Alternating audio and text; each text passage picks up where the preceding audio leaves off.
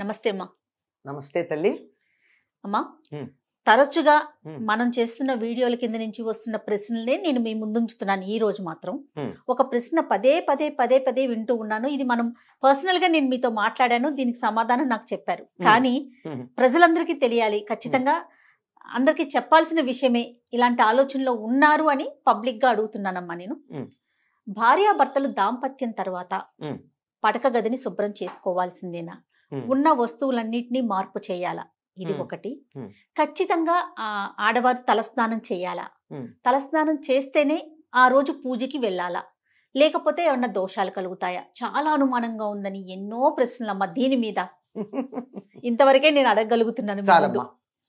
ఏమంటే మన ధర్మశాస్త్రాలను అనుసరించి దాంపత్య ధర్మం కూడా తప్పనిసరిగా నిర్వర్తించవలసినటువంటి కర్తవ్యం. లేకపోతే ప్రోక్రియేషన్ ఎట్లా ఉంటుంది, తరువాతి తరం ఎలా తయారవుతుంది? ఇది పితృణం తీర్చుకోవడంలో ఒకానొక భాగం. అంటే పితృ రుణం. పితృరుణం.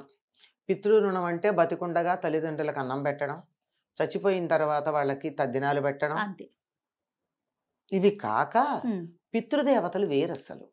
మన వాళ్ళు కూడా వెళ్ళి పితృదేవతల్లో చేరతారు. మనం కూడా అయిపోయాక ఈ శరీరం వదిలితే పితృదేవతలకు ఎడతాం. ఈ మొత్తం పితృదేవతల కమ్యూనిటీ ఉంది. వాళ్ళందరికీ కూడా ఆనందం కలిగించడానికి చేసేటటువంటి పనుల్లో ఒకటి ఏమిటంటే, మనకి ఈ శరీరం కల్పించింది ఎవరు? పితృదేవతలు. అవును. మరి వాళ్ళకి కృతజ్ఞత ఎలా చూపిస్తాం మనం? మనం కూడా మరొక్క శరీరాన్ని కల్పించడానికి సహకరించి, మరొక్క శరీరానికి శరీరం కల్పించడానికి సహకరించటం అంటే భార్యాభర్తలు ఇద్దరూ దాంపత్య ధర్మాన్ని నిర్వర్తించటం. అంతే కదా. అది పితృ రుణం తీర్చుకోవడానికి. దానివల్ల సంతానం కలుగుతుంది. సంతానం కలగడం కోసమే ప్రజాయి గృహమేధినాం అని చెప్పి రఘువంశరాజుల గురించి చెప్పడం ఏమిటంటే, ఈ సంసారం ఎందుకు చేసేవాడు, దాంపత్య ధర్మాన్ని ఎందుకు నిర్వర్తించేవారంటే సంతానం కోసం మాత్రమే. వాళ్ళ ఆనందం కోసం మేము కలిసి ఎంజాయ్ చేస్తాం కానీ మాకు పిల్లలు అక్కర్లేదు అనే పద్ధతి కాదు. పిల్లలు కావాలంటేనే కలిసేవారు. అలాంటిది అలా కలిసినట్టయితే దాన్ని బ్రహ్మచర్యం అనే అంటారు. విచ్చలవిడి సంభోగం కాక సంతానం కోసం అయితే. అలా చేసినటువంటి సందర్భంలో చేసినటువంటిది పితృయజ్ఞంలో ఒక భాగం కనుక అదేమీ చెడు పని కాదు. ధర్మంగా చేసినప్పుడు, అధర్మంగా విచ్చలవిడిగా అక్రమ సంబంధాలు వాటి గురించి నేను మాట్లాడటల్లా, సక్రమ సంబంధాల గురించి మాట్లాడుతున్నా.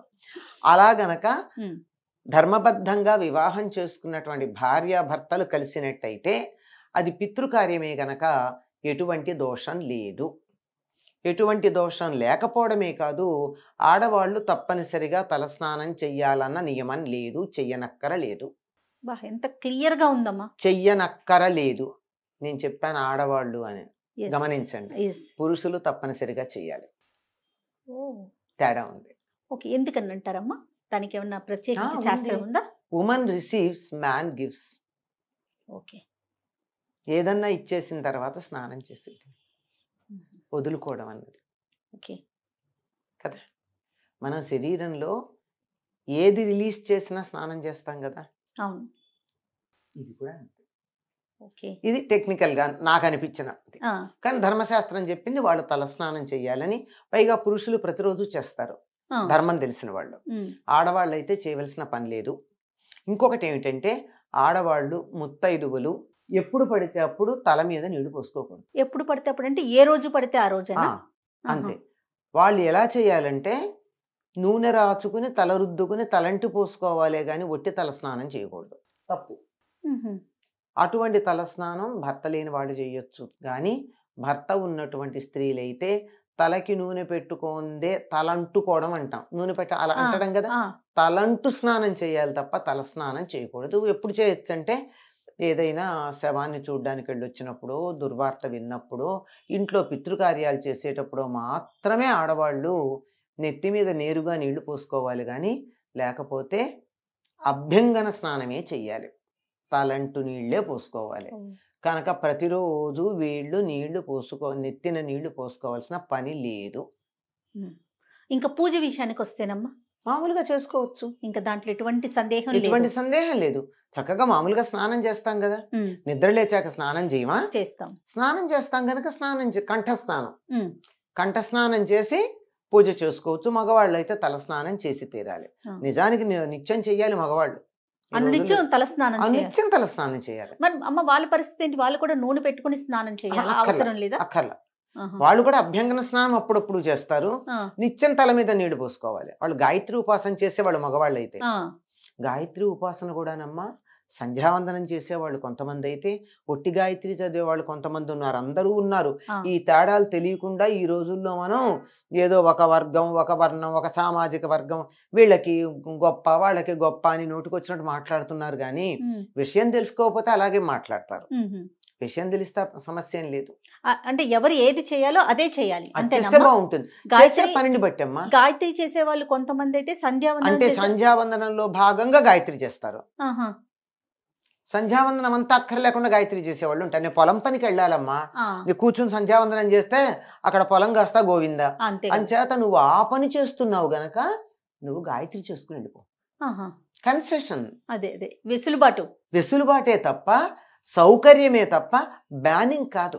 చేసే ఉద్యోగ ధర్మాన్ని బట్టి, వృత్తిని బట్టి, ఆరోగ్యాన్ని బట్టి, పరిస్థితిని బట్టి ఎన్ని రకాల సౌకర్యాలు ఉన్నాయమ్మా మనకి.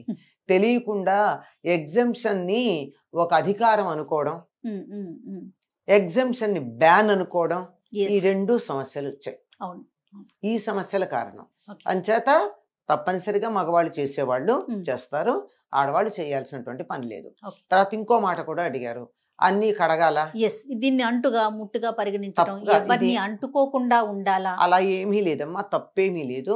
చక్కగా ఏమీ కడగాల్సిన పని లేదు. కాకపోతే ఏమిటంటే మన పద్ధతిలో ఒకరి మంచం మీద ఇంకోళ్ళు కూర్చోరమ్మా. అవునమ్మా.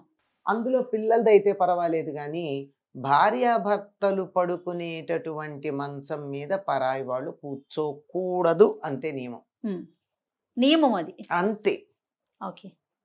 కానీ ఈ రోజుల్లో ఏది మనం పాటించట్లా.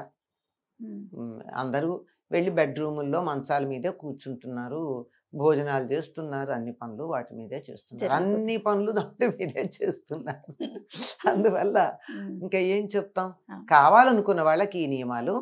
ఒకటమ్మా, సనాతన ధర్మంలో నా పదం అక్కర్లా, నేను ఒక పద్ధతిలో జీవిస్తాను అని అనుకునేటటువంటి వాళ్ళు ఇతరుల మంచాల మీద కూర్చోవద్దు, మన మంచాల మీద ఎవరిని కూర్చోనియద్దు. అంతే. దాంపత్య ధర్మం నిర్వర్తించినా నిర్వర్తించకపోయినా ఎవరి మంచాలు వాళ్ళవే.